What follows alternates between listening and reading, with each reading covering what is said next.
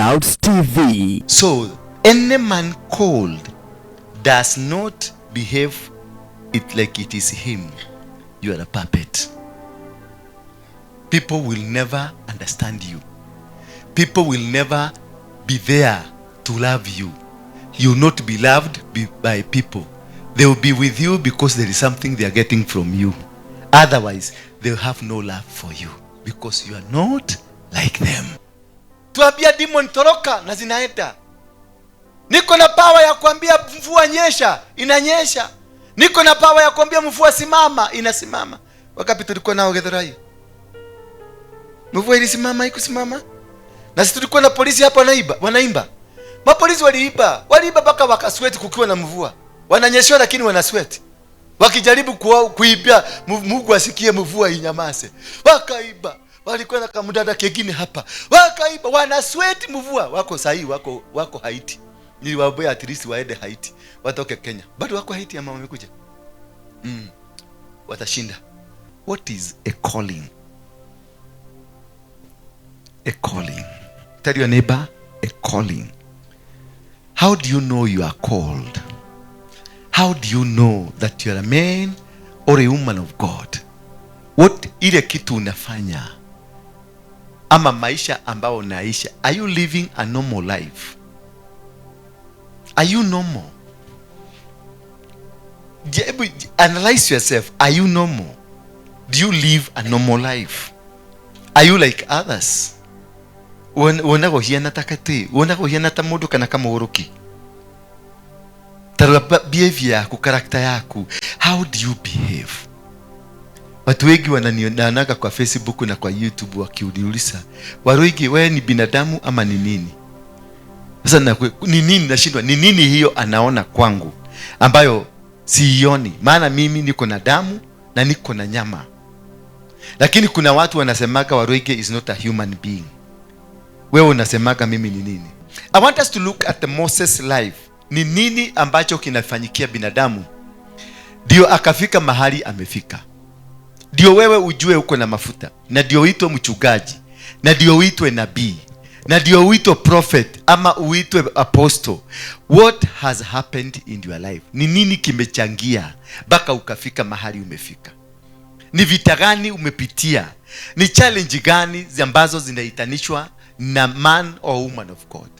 Because most of you here munalia kila siku kusema ni kama Mungu amekusahau.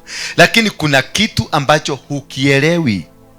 Uelewe ya kwanza, ni kwa nini unaona ni kama Mungu amekuacha? Ni kwa nini unaona ni kama Mungu hakui pamoja na wewe? And while others wanaishi, dada zako na brother zako wako sawa, lakini wewe changamoto ambazo unazipitia ni changamoto hazieleweki. The understanding, the life. Moses ni mtoto mwenye alisio the life of a true Christian through the life of Moses. Ndio tunadiscuss leo. The life of a true Christian through the life of who? Moses. We are looking at Moses. Moses aliishi maisha gani? The Hebrew people were slaves in Egypt, and Herod had ordered all boys to die. That is the beginning of a struggle. That hawa watu walikuwa watumwa katika nchi ya Misri. Walikuwa Wayahudi, the Hebrews people.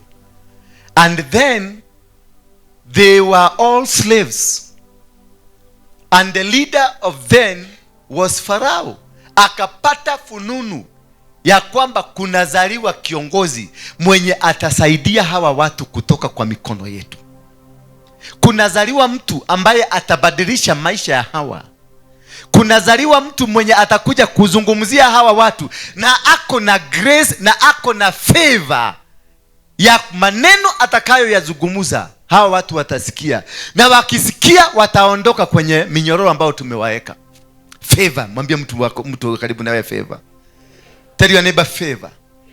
That the king then, Pharaoh, alijua na alihisi na alisikia, maana hata maadui wako, hata kwa shetani, wanajua kinachoenda kufanyika katika maisha yako.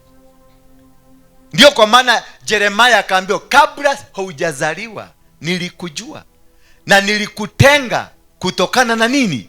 Na maadui. Nilikutenga, nikakuanoint na nikakukonsecrate. I consecrated you, I anointed you, and I set you apart of a man called to serve, a man called by God. The beginning of your journey is that you are not a normal person, because Mungu hata kabla baba ya Jeremia na mama ya Jeremia wakutane, already huyo mtu alikuwa amezaliwa. Kabla baba ya Jeremia na mama wa Jeremia, the shosho, kabla wakutane, Jeremia alikuwa already ashazaliwa. Kabla baba ya shosho na mama ya shosho za upande wote mbili, Jeremiah had already been anointed, consecrated, and set apart. So how do you behave when you are set apart? Being set apart, you are not part of the congregation. Being set apart, you are not part of us here. Umeondolewa, umetolewa. You are not part kwenda huko. He is now not part of you. Ametolewa kutoka katikati yenu na nimemweka kando. Meaning ile maneno dhina hau nikiwe jiviche hapo. Meaning huyu mzee, whatever we will be doing here, he is not part of here. But why has he been put apart? By who? Why did I choose him? Nimemtoa hapa nikamweka apart kule kwa sababu kuna kazi nataka afanye. Nimemweka kando na nyinyi ndio asikae kama nyinyi, ndio wakati atakuja atawazungumzia mtamsikiliza. That is why ukipata degree unaondolewa katika jamii, unapelekwa university. So wakati tutakuja kama umevaa ile kofia, tutarudi kusema, tutapiga vigeregere kusema amekuwa graduated. So this man now is set apart. Ako kando dahiana tainywe. Kile adhi kumenya, from now hata kuwa akiongea na nyinyi, atakaa miaka 10 haogei na nyinyi. Kwa hivyo hata jua miaka 10 hiyo yote ni nini kimekuwa kikifanyika, na nyinyi hamutakuwa mkiongea na yeye. Kwa hivyo miaka 10 hamutajua amekuwa nani. Kwa hivyo the man when he will come back, he will not come the way he left you. Kwanza hajui historia yenu ya miaka 10, na nyinyi hamjui historia yake ya miaka 10. Ameenda Amerika, amekuja na kisugu ya Amerika. Ameenda Amerika, amekuja na tabia za Amerika. Kwa hivyo this man is not like you. You may be seated. He is not like you. He is different. That is the anointing man. Jeremiah was set apart. Kabla kuzaliwa, mbego yake ilitenganishwa na binadamu wale wengine. Kabla mama yake na baba yake wakuwe pamoja, mbego yake ilitenganishwa na ubinadamu. So by the time he came on earth, this was not an ordinary man. He was a man who was older than his father. He was a man older than his grandfather. He was a man older than the generation that was there. Because the Bible says before he was born, God knew him. Before the grandmother and the grandfather came together, God knew him. Before the great-grandmother came together, God knew him. So how old is Jeremiah? How old is Jeremiah? Yeah?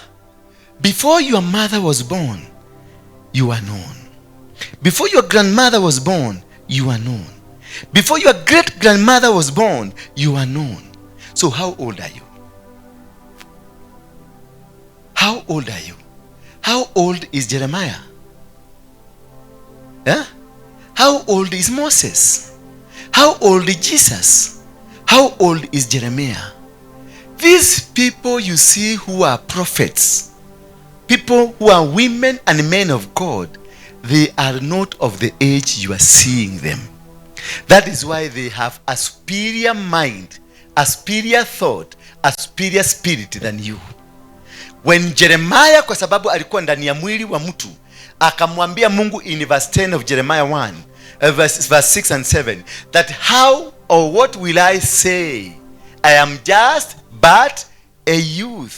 Mungu naye akamfanya. Wakati Mungu aliona hiki kimodo nikija kuishokia kitweke modo, God alikuja haraka sana, akamshika mdomo, akaguza ulimi wake, akamweka maneno yake, akamwambia usirudi kusema wewe ni mtoto.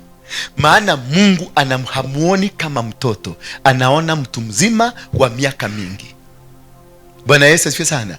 Naye Gideon akakuja, akaambiwa na Mungu, this battle you shall win as a man. Akamuuliza Mungu, how will I win as a man? I am the least in my family, and I come from a clan which is least from others. Then God looked at Gideon, akamwambia, you man of valor.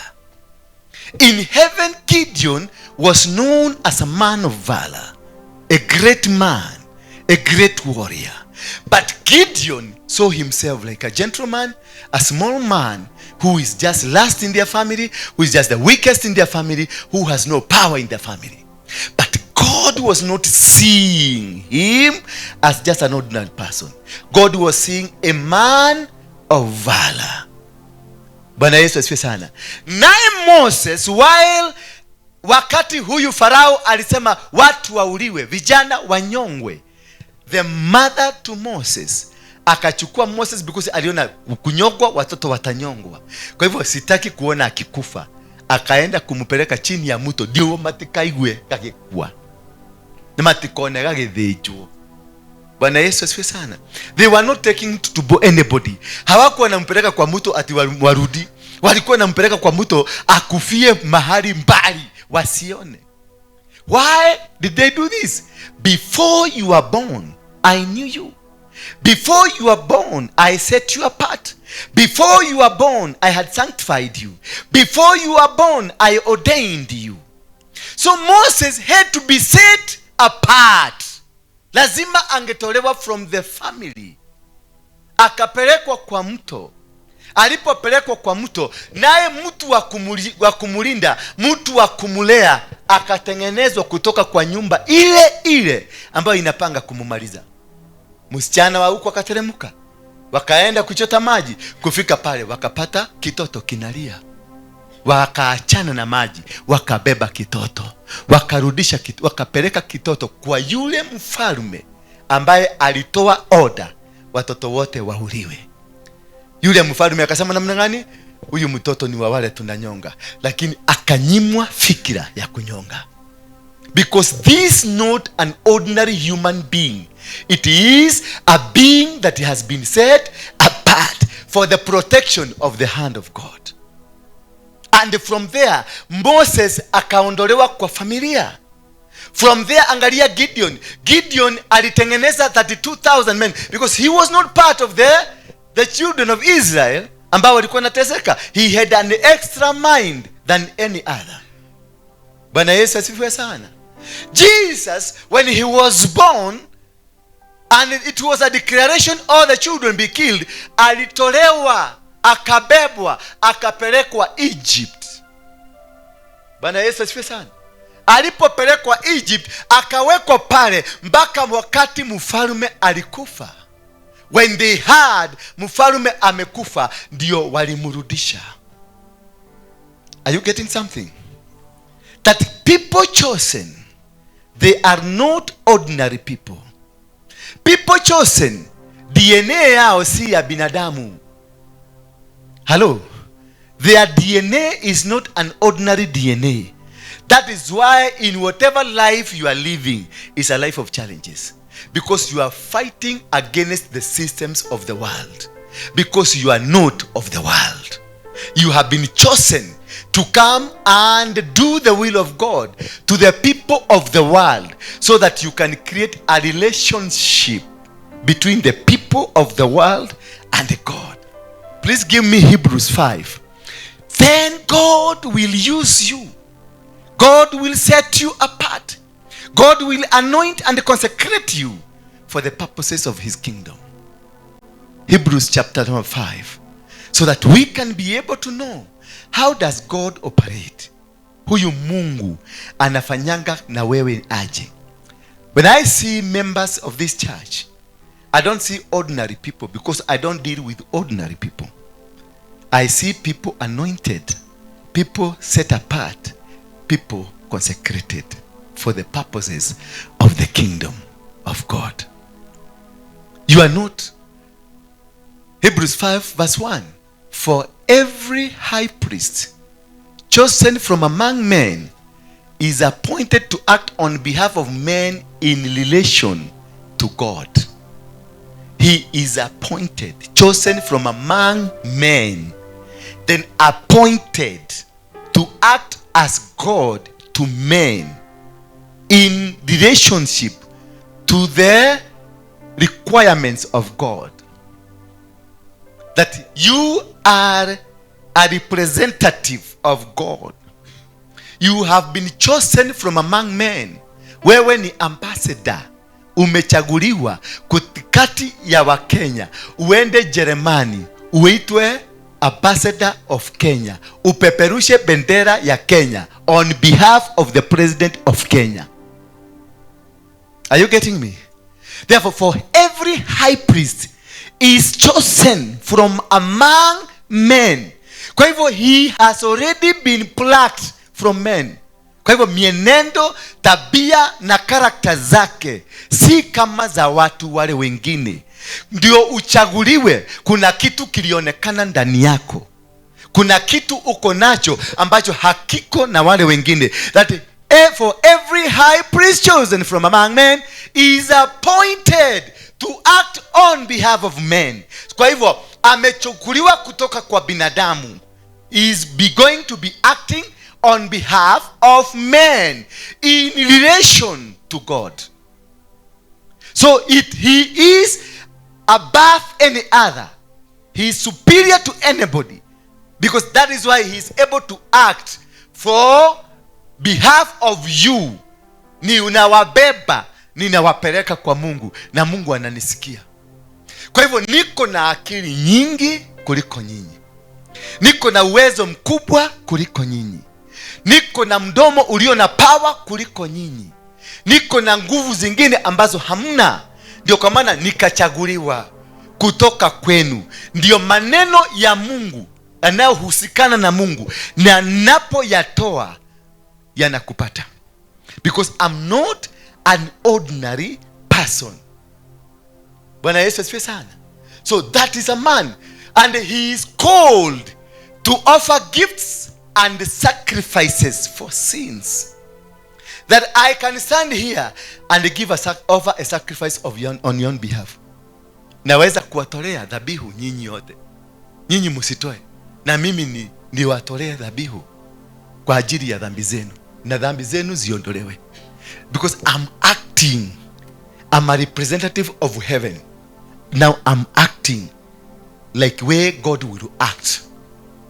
Are you getting me? Are we together there?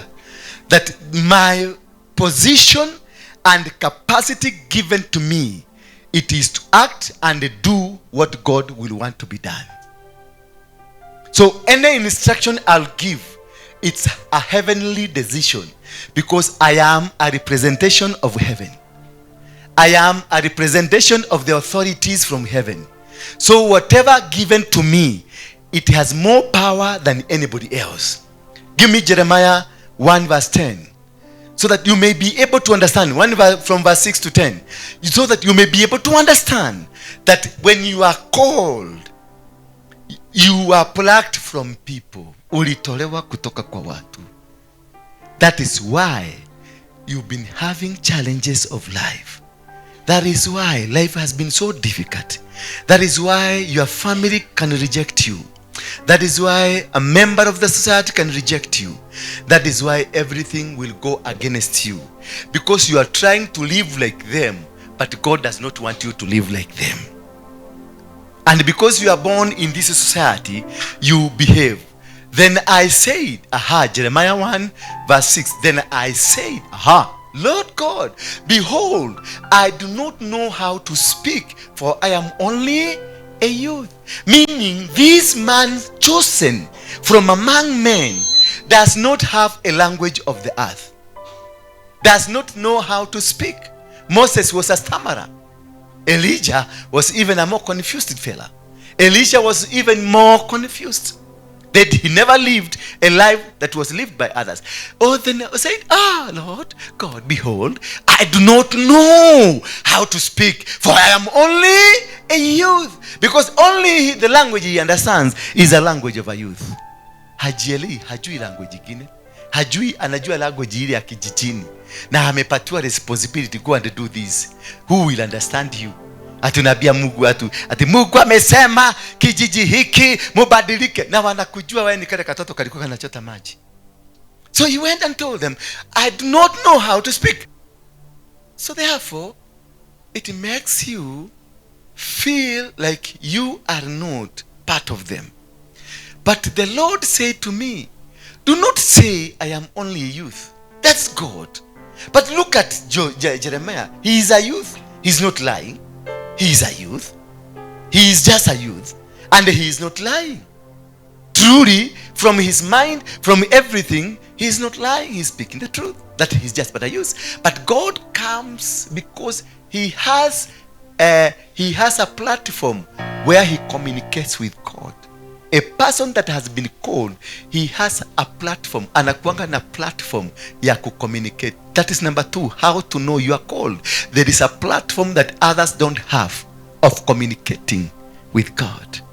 So he say, do you not say that I'm only youth? For to all to whom I send you, you shall go. To whoever I send you to. Wherever I send you, meaning it is not about prayers. A called person, mtu mwenye ameitwa, hata maombi mingi hana maombi mingi. He is only told what to say. So you don't need to pray to go and say what you've been told. You just go and use your mouth to speak what God has said. So sio mtu ambaye ukitarajia muende naye katoroni, mumalize naye siku mzima akiomba. Ataenda ile maombi mtashikana mkono tuombe tuetagane, ukienda kumwangalia utamkuta kwa TikTok. Bwana Yesu sana. Na wewe saa hiyo umechapa maombi 6 hours non-stop mpaka macho imekondoka. Lakini ukienda na anakuambia mwathani ajira atiriri ati tuma haha tuguthie kuna na nitugakora andu atano matwetereire, na wewe umeomba 6 hours hakuna mwathani ameongea na wewe. You are still blind. But this man umekuta kwa TikTok. Badala akwambie venye TikTok inakwambia venye mwathani amesema, lakini ukiangalia zile vitu alikuwa anafanya kwa TikTok, alikuwa anacheza game. Bwana Yesu asifiwe sana. I am only a youth, for to whom I send you, it is being sent. It is not a negotiation. The number 3, to know you are called, you don't negotiate. There is no negotiation. There is no comparison. There is nothing you can say ate mwathani rekenya bethie kare mehani. Mwathani rekenya bethie katukaine gakwa. Kenya benyedanye di hanini ne gushoka njoke. These people, they have no room. They have no right of their life. They are just puppets. They are there. Hawajielewi, hawajijui. Bwana Yesu asifiwe sana. I am, for to whom I will send you, you shall go. And whatever I command you, you shall speak. So, do you speak your words? Number 4 is that you don't speak your words because you don't have. You don't speak your words because you don't have. Utakaa na huyo mtu kama huyo, utakaa na yeye atakubotu. Maana utafikiria umepata mtu wa kupiga story, unajikuta uko peke yako. Aliondoka, ako na mambo yake, hata anabebwa, mnakaa hapo unaona body, lakini alishabebwa na medwa. Bwana Yesu asifiwe sana. And whatever I command you shall speak. that it is a command. You are just but a puppet. Be not afraid of them. Hello. So number 5, they are not cowards. Hello. Be not afraid of them. For I am with to what? To do what? So this, you have been given a capacity that is not yours. So you will deliver whether you like it or not. Hallelujah. You have the capacity. Whatever you say shall come to pass. It is about delivering. Because the Lord is with you. Meaning huyu mtu hata kwa maombi usimusikumilie sana, because unajua tunaobaga sana because God is not with us. Do you know why we pray? Trying to bring the presence of God. That is why we need intercessors, that they bring the presence of who? God to us. But these called people, they are walking with God on a daily place. Mahali popote anatembea, Mungu anakuaga hapa. Because he said, for I am with you to deliver, says the Lord. 9, please. Now here, he commissions. Then the Lord put forth his hand and touched my mouth. And the Lord said to me, behold, I have put my words. So any man called does not behave it like it is him. You are a puppet. People will never understand you. People will never be there to love you. You will not be loved by people. They will be with you because there is something they are getting from you. Otherwise, they will have no love for you because you are not like them. Then he says, 10 please. Then he has commissioned you. See, I have set you this day over nations and over kingdoms. See, I have set you. So you are not yourself. You are grounded. Number 6, you are grounded by the authorities of heaven. You are not yourself. You are grounded by the authorities of heavens. So whatever you are commissioned to do, it is not in the will of man, but in the will of God. Therefore, in your life, you will always be going against others. In your life, you will always be opposite. Where people are going this way. For them, for them they are going this way. You'll be going opposite. They will not be able to understand you. And it's not necessarily they understand you. Only what they are supposed to do. You speak to them that which has been spoken to you by your sender. Because in your mouth there is an authority which, if you use it properly, any challenge of life you have, you are capable of destroying it. You don't need a pastor to pray for you. You don't need a bishop to pray for you. You don't need anybody. You need to mention it. You need to commission it, because already you have been commissioned by God. See, I have set you this day over nations and over kingdoms, to pluck up, to break down, to destroy, to overthrow, to build, and to plan. You have the power to destroy, and you have the power to build. So the problem you are facing at home today, the challenges you are having with your husband, with your wife, with the people around you, you got the power over them.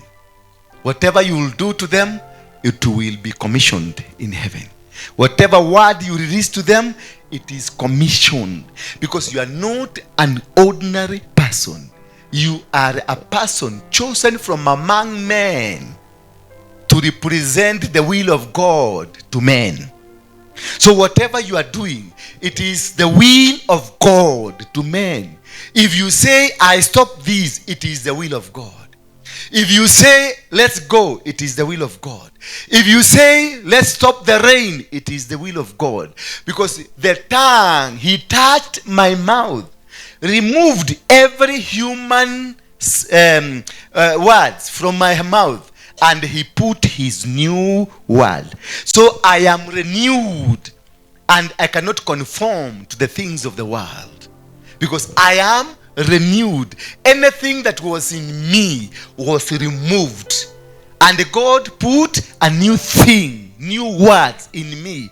That is why I don't agree with my brothers. That is why I don't agree with my sisters, because I don't speak of me or things that are mine. I speak things that are of God. And when you are speaking the things that are of God, you speak the opposite of the will of men. Hello? Are we together up to there? We are understanding a calling, so that you can be able to understand why they hugged you, so that they can be able to understand why you are so confused, why your marriage cannot stand, why business cannot accept you, why people, they still look at you and they see like you are abnormal. How the life you have lived since the young boy or young man or woman, how you have lived, it is not ordinary. You have lived by the grace of God, because the words that you speak that are of human, they were removed. What is in you, it is what God. So if you come to a place like this one, and the words of God that you have been put today, it is you to hate sin. Whatever you rise up to say, people of God, turn to God. Simple. You don't negotiate. You don't agree, because you are not an ordinary person. Wewe si mtu wa kawaida. Ndio kwa maana umejikuta mahali kama hapa. Wewe si mtu wa kawaida. Ndio kwa maana hata katika uzeeni wako kuna kitu kinachotendeka. Unajikuta kanisani. Wazee kama nyinyi hamupendi kwenda kanisani, kukalichwa na pasta, mkikaa hapa mkiambiwa matohoho, mngekuwa kule nyumbani mkikunywa karobo. Lakini umejikuta ndani ya nyumba ya Mungu, kwa sababu kuna kitu Mungu ameweka ndani yako ambacho hakijatumika, na ndio sasa lazima kikutumike. Na ndio usumbufu ambao umekuwa katika maisha yako, usumbufu ambao umepata kutoka familia zako, usumbufu ambao umepata kutoka kwa watoto wako, ndio kwa maana unalala ndani ya kanisa, kwa sababu shetani hataki ujue wewe ni nabii. Bwana Yesu asifiwe sana. Hello. The challenges, the difficulties, mambo yanayokukuta ni mambo mazito. Musa alibebwa na mama mzazi.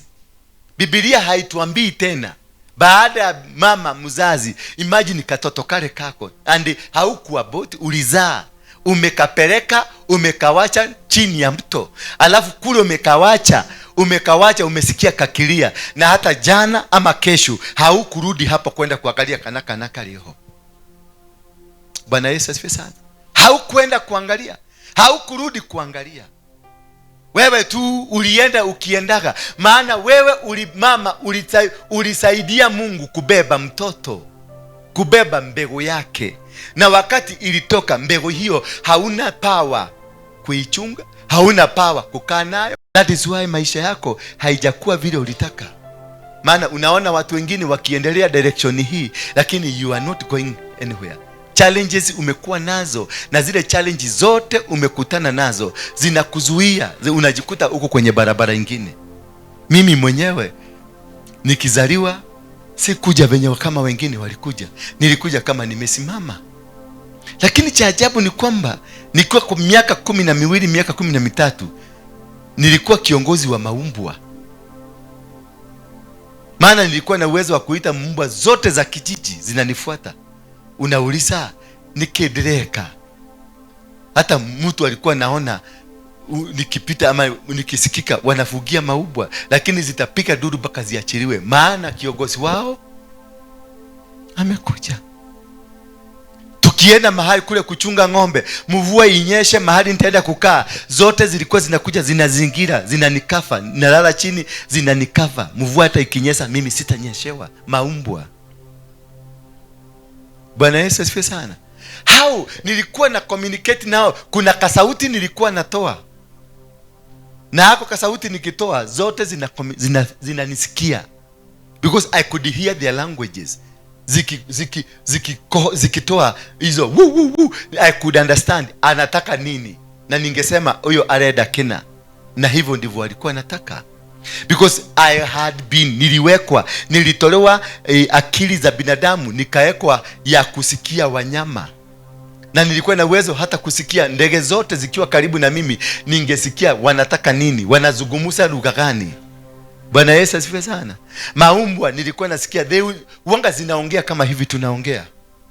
Wanyama wote wanaongea, ng'ombe wanaongea na ng'ombe, mbuzi wanaongea na mbuzi, the way we are speaking. So nilikuwa na interact na ninajua kile wanataka. Bwana Yesu asifiwe sana. Hata wakati wao veterinary walikuwa nakuja, walikuwa nikikuja nawaambia hii ng'ombe iko na minyoo, muipatie dawa ya minyoo. Wananiuliza ulijuaje? Mimi nilisikia wakizungumza wao wenyewe kwa wenyewe. Because I am not, kile kitu kimewekwa ndani yangu, kimewekwa kwa utofauti. Musa wakati alienda kwa kichaka, hao wengine wote walikuwa naona kichaka, lakini alikuwa naona moto. Akiangalia hivi anaona moto inachomeka, mpaka akakaribia kutaka kuona hii moto inatoka wapi. Alipokanyaga tu akasikia sauti inamwambia, mahali umekanyaga si pa kukanyaga ovyo ovyo, ni patakatifu, toa viatu vyako. Bwana Yesu asifiwe sana. That is how, and that is why umekosa kuelewana na mapasta wote kule umeenda. That is how, and that is why umekosa kuelewana na waganga wote kule ulienda kwa waganga. Maana kuna wengine hapa nyinyi mumeenda kwa waganga mumekataliwa. Huyu mzee ni mganga, alikuja hapa. Huyu alikuwa amekuja kutumaliza. Huyu unaona hapa. Lakini tangu siku ile alikanyaga mguu yake hapa, tangu siku hiyo alishindwa kutoka hapa. Maana alilete uganga. Alilete nini? Alilete uganga kuja kutukamata, lakini sisi tukamkamata. So what I'm saying, kuelewa mtu aliyeitwa, how do you behave, what is the characteristics ya mtu mwenye ameitwa, ndio uache hiyo maneno ya kutagataga, kurukaruka kwa makanisa. Jeremiah, Mungu alimuuza mdomo, akamwambia usirudi kusema wewe ni mtoto tena. And that's why I normally tell you, mimi nakwambia, mimi ni commander. I'm not your pastor, I'm not your bishop, I'm not your archbishop, I'm not your prophet. I am a commander. Si niko profesa hiye, hapana, nikukwambia hiyo kitu isimame, full stop, imesimama. Because nilielewa ulimi huu hauzungumzi maneno yangu, unazungumza maneno yaliwekwa ya Mungu. Kwa hivyo si mimi nanena, ni Mungu ananena. If you are able to understand that is how powerful you are, that is how strong you are, you will not be worried of anything. Moses aliulizwa na Mungu, ni nini umeshika na mkono? Akasema nyitete kama kwajo kama dhegi. Akaambiwa agusha chini. Karibu aguka chini, kakakuwa nyoka. Did he pray? Aliomba? Hakuomba. Most of the problems and challenges we have, they don't need a prayer from you. They need a command. Tuambia demon toroka na zinaenda. Niko na power ya kuambia mvua nyesha, inanyesha. Niko na power ya kuambia mvua simama, inasimama. Wakati tulikuwa nao Githurai, mvua ilisimama, ikusimama. Na sisi tulikuwa na polisi hapa wanaimba. Mapolisi waliiba mpaka wakasweat kukiwa na mvua. Wananyeshwa lakini wanasweat. Wakijaribu kuibia Mungu asikie mvua inyamase. Wakaiba. Walikuwa na kamudada kengine hapa. Wakaiba, wanasweat mvua. Wako sahi, wako Haiti. Niliwaambia at least waende Haiti, watoke Kenya. Bado wako Haiti ama wamekuja? Watashinda. Bwana Yesu asifiwe sana. Nikaangalia, wakaiba 3 hours, mvua bado inanyesha. Nikawaangalia, nikaenda tu nikaambia, unaweza kunisaidia na mic? Naona akaniangalia na sura ni GSU. Nikaona ananiangalia na sura ya GSU, ni kama angeniweka ako already connected heaven, na mimi nakuja kumuitisha microphone. Angalia wale vijana walimchekelea nani? Elisha, ni Elisha ama ni Elisha. Wakamwimbia kiparagoto, kiparagoto, kiparagoto. Nini ilifanyika? Walimezwa wote. Hawakumtusi, they were just, walikuwa nafurahia kama vile vijana wengine wanaweza kufurahia. But because of the power power in the man, it strike them wote wakaisha. That is how powerful you are. That is how strong you are. That is how wonderful you are. It is only that you don't understand yourself. That is how God will do it in you. That is how God will do it in you. That is how God will deliver you. That is how God will impart you. You are not an ordinary person. Tell your neighbor, mimi si mtu wa kawaida. Ongea na neighbor, mwambie, angalia yeye. I am not ordinary. That is why they have never understood you. That is why you have never been understood by the society. Hakuna watu watakuelewa. Kana wakorosharagia wetekereke. Utire wetekereka ugetekereka. Utakihiana tao. Nura wetekera. Utakiri wao. You are an alien. Number one, Moses didn't have an ideal upbringing. Any person that is anointed, malezi yake yafuate vizuri, hakuyapata malezi mazuri. He never lived, or she never lived a life that was lived by others. Alikaa, masomo yake haikuwa, life yake haikuwa mzuri. Ilikuwa either ni magonjwa, either school fees ilikosana, na wakati ulikuwa unataka kwenda shule ndio baba yako na mama yako walikosana. Ukachukuliwa na auntie, ukaenda kuishi kwa auntie. Kwa auntie ukafanyika maid. Ati unakafanyaga kazi ya maid ndio upate shule. Kwa auntie ukatoroka, ukaenda kuishi kwa neighbor. Uko ukafanyika maid na ukarepiwa na anko wa huko. Katika hiyo hali ukachukuliwa na mtu good Samaritan, wakakuweka kwa home, ukaenda kulelewa kwa home. Ukapata msugu akasponsor masomo yako. That is the kind of the life mtu mwenye anako na anointing anakaaga. You don't have an upbringing that is normal. The Hebrew people were slaves in Egypt, and Herod had ordered boys to be killed. Moses ended up being adopted by the pharaohs. He was adopted. Look at your life. Do you qualify? Do you fit in that life? Number two, Moses made serious mistakes in his life.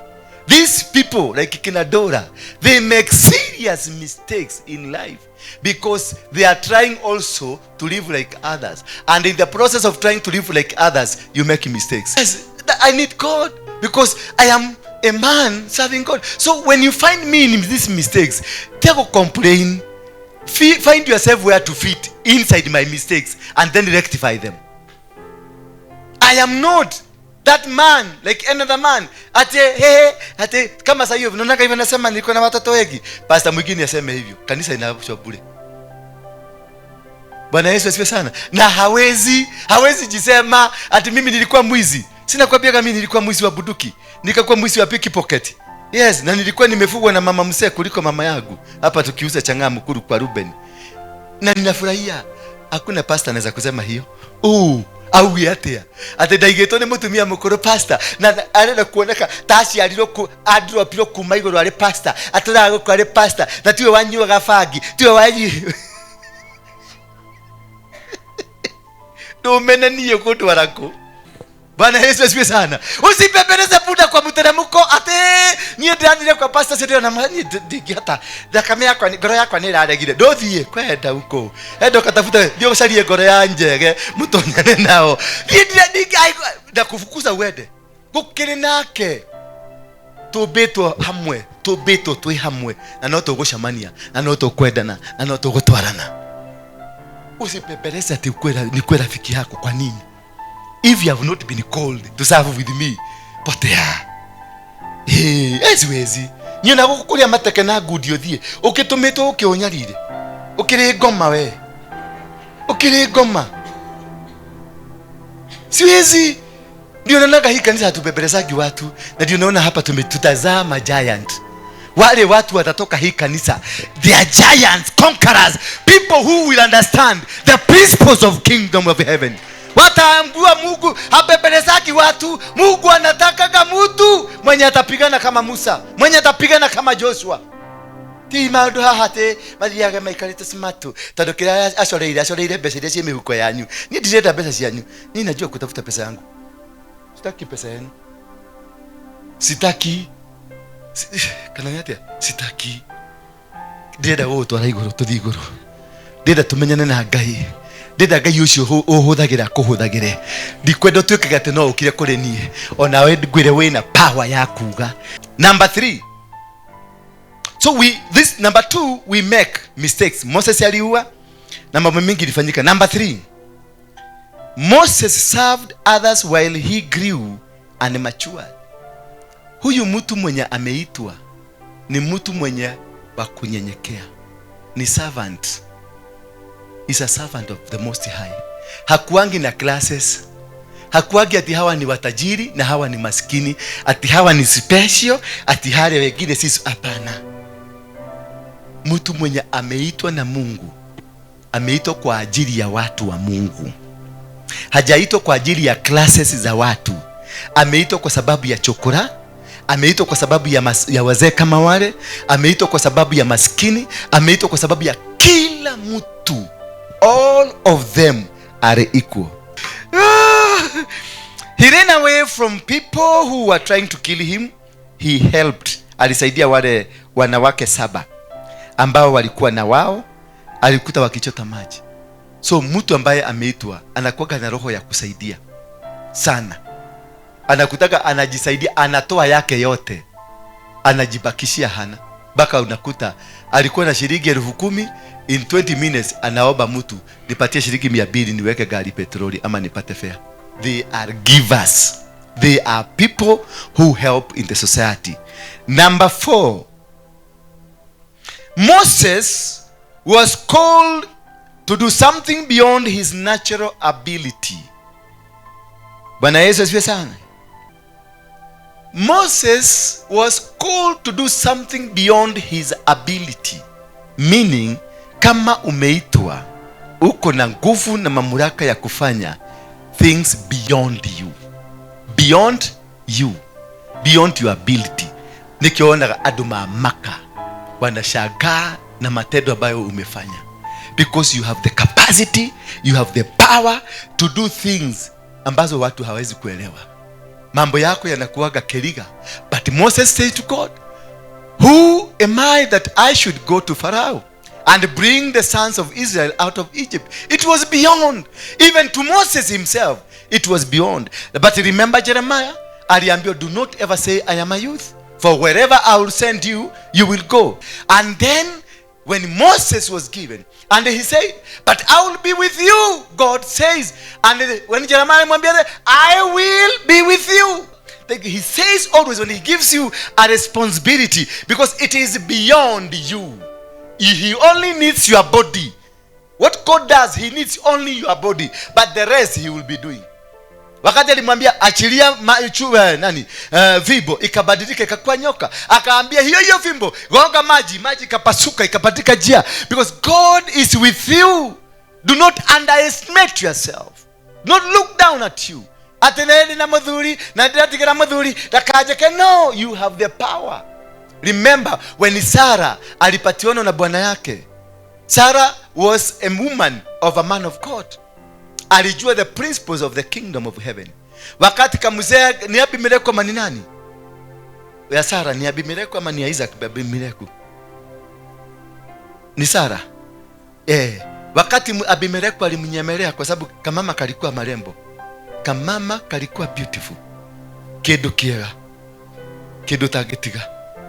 Sarah alikuwa mrembo tigo guko ndirona mundu mrembo ta Sarah. Muse Abimeleki hata aliambia Abraham na akampatia kondoo kadhaa, wewe ndothie heri mundu ucio guku nigetha acoke nako ria thutha. The power to control, the power to defeat, the power to win, the power to conquer. You got it. You don't need to go and borrow. Sarah alikuwa tu anatoka akitaka akaanza kuenjoy mzee. Amia, hi darling. Tamakana ni leo ndaigwa ni ojigira mwana doge. Anajua kamuzee kanakuja kanajua maana kametoka male na kako sawa, kakikuja kakifika hapo. Sara anachugulia tu because she knew how to practice the power that was in her. You got this power. You got this power to torment the demons in your life. You got the power to destroy them that have been destroying you. You got the power to say no. You got the power to win battles. You got the power. Tell your neighbor, come on more than that gorimo. Why do? Bela modu chomwenake. Come on more than that gorimo. Ndi ara yakigo na gigekeka. Tida okiritete goko mutunya go muheanagio ni andu guku ate ni mekwaria na Ngai. Okire na hinya wa kwaria na Ngai. Ngai yake aririe nawe yote no ndata ciaro. Age kwekerire ciugo uri okahe, uri okaire tu kanini. That is how when you became powerful. Tida okiritete haha. Moda Ngai ari okiuga kimwe. Kawe otangiaria kimwe. Kotangiaria igiri. Toni gukiaria kimwe we giakwa kimwe nikyo kihinyai ndukiaria igiri wikaniririe nigetha ciaku igiri cikocie hinya. You got it baba. Kusharia wira wale ambao wanatafuta kazi, you don't go looking for the job, you command.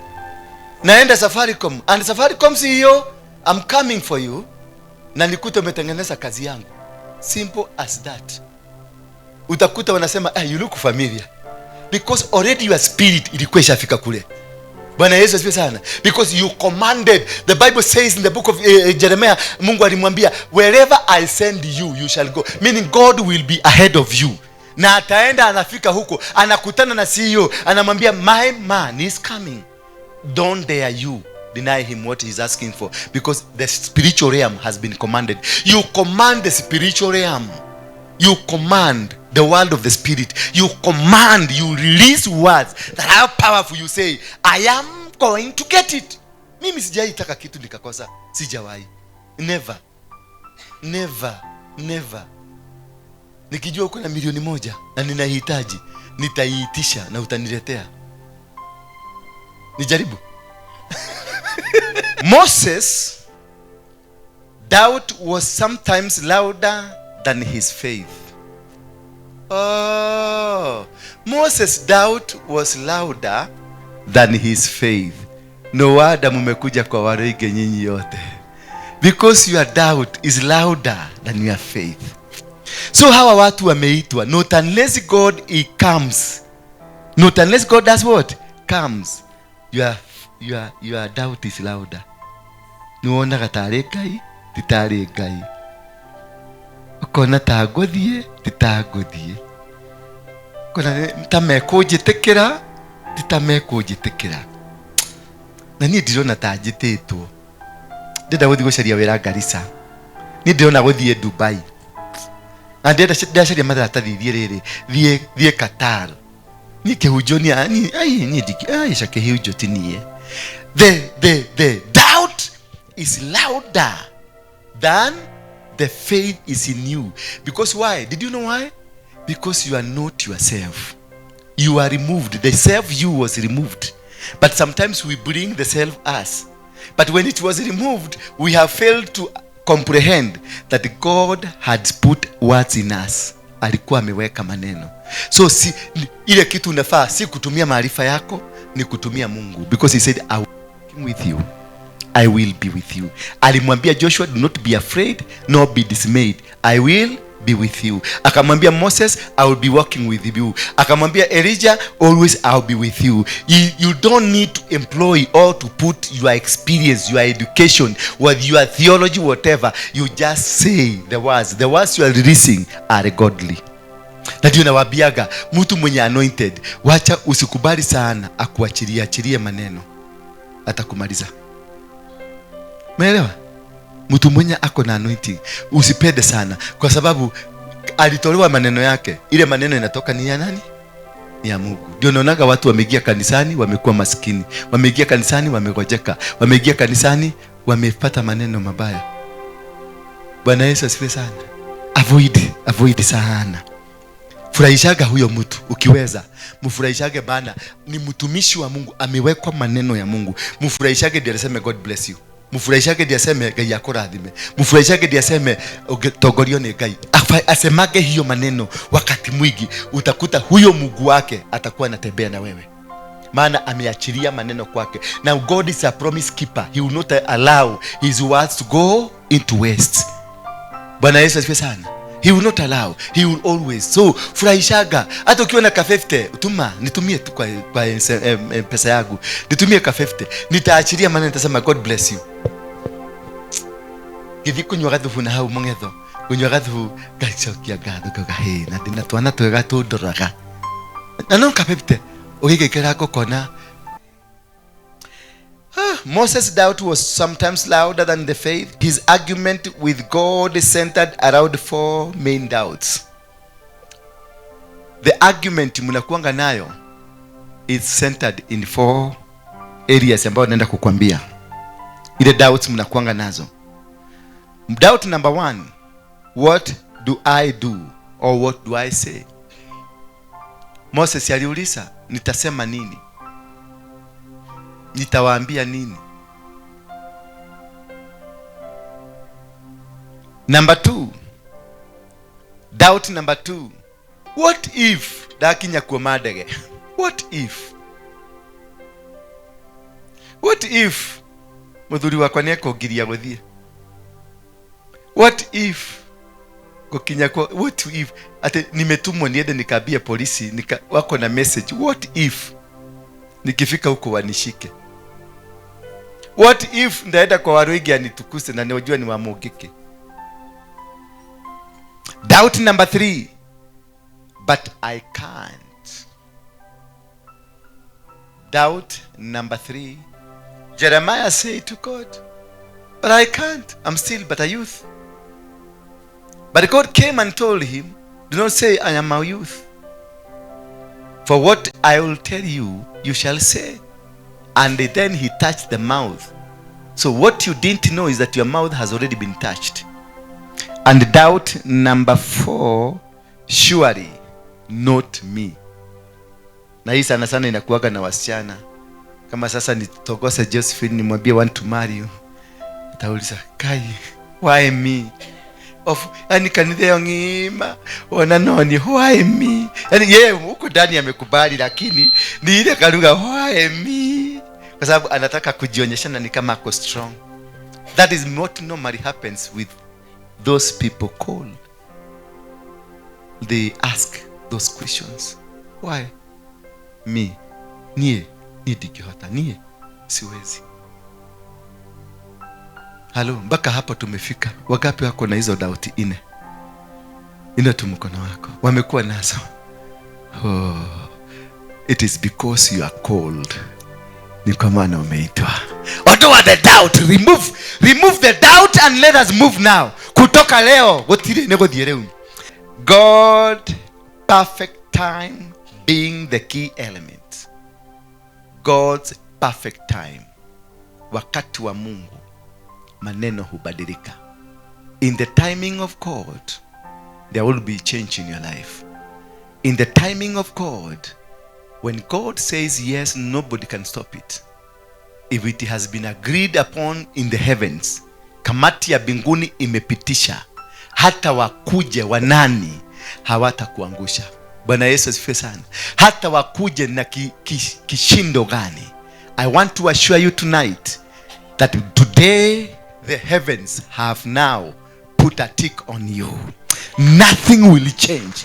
I command, I prophesy to you tonight that whatever that was put into you by God, whatever the heavens wameandika kukuhusu, haijalishi umetoka kwa familia ya waganga, haijalishi umetoka kwa wachawi, haijalishi umetoka kwa watu wabaya, haijalishi umetoka kwa watu walishindwa, kutoka leo wewe ni mtu tofauti. Kutoka leo hautashindwa. Kutoka leo Mungu amekuinua. You are written in the spiritual realm. Umeandikwa kule mbinguni ya kwamba you are different person. Umeandikwa kule mbinguni ya kwamba utashinda.